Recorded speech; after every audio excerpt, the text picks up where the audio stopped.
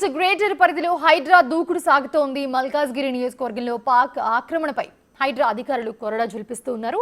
Defence కాలనీలో survey number 218/1లో park ఆక్రమించారని ఫిర్యాదుతో కూల్చివేతలు చేపట్టారు. అక్కడ డిఫెన్స్ కాలనీ హౌసింగ్ సొసైటీ సభ్యుడు శివయ్య, రాబిన్ జేమ్స్ పార్క్ కబ్జా చేశారని పోలీసులకు ఫిర్యాదు అందిన దానికి సంబంధించి పార్క్ ఆక్రమించి కట్టిన షెడ్స్ అన్ని కూడా జీహెచ్ఎంసీ సిబ్బంది సాయంతో హైడ్రా అధికారులు కూల్చివేశారు.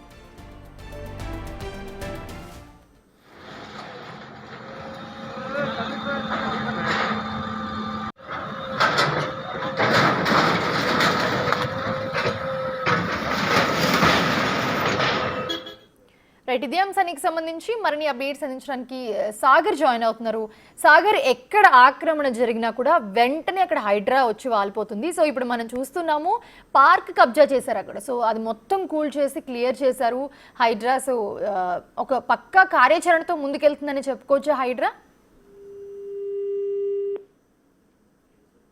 చర్యలు, చెరువుల పరిరక్షణతో పాటుగా ఇటు ప్రభుత్వ స్థలాల పార్కుల పరిరక్షణ కూడా హైడ్రా చేపడుతుంది. అందులో భాగంగానే నిన్న మనం చూసాం చెరువులకు సంబంధించిన ఎఫ్టీఎల్ బఫర్ జోన్ లో కాజాగూడకు సంబంధించినటువంటి భగీరథమ లేక్ లో ఉన్నటువంటి ఆక్రమణలు తొలగించింది. ఏకంగా 10 ఎకరాల చెరువు స్థలాన్ని హైడ్రా కాపాడింది.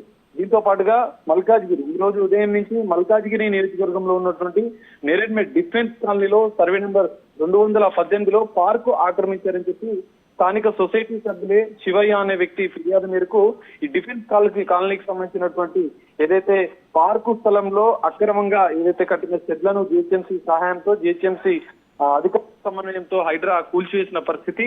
ఈ నేపథ్యంలో మనం చూడొచ్చు, ఇప్పటికే హైకోర్టు కూడా హైడ్రాను కొంచెం ప్రశ్నించింది. ఎందుకంటే కొన్ని సందర్భాల్లో ఎఫ్టీఎల్ బఫర్ జోన్లతో పాటుగా ప్రభుత్వ స్థలాలకు సంబంధించినటువంటి నోటీసులు ఇచ్చిన అనంతరం కూల్చివేసే ప్రక్రియను చేపట్టమని చెప్పింది. హైడ్రాకు చట్టబద్ధత వచ్చిన అనంతరం హైడ్రా వాటర్ బాడీస్ ని, ప్రభుత్వ స్థలాలను కాపాడేందుకు చట్ట ప్రకారమే నిబంధనల మేరకే ఈ కూల్చివేతల ప్రక్రియను కొనసాగిస్తున్నట్లుగా మనకు తెలుస్తోంది. Mounisha, right, thanks for the update Sagar.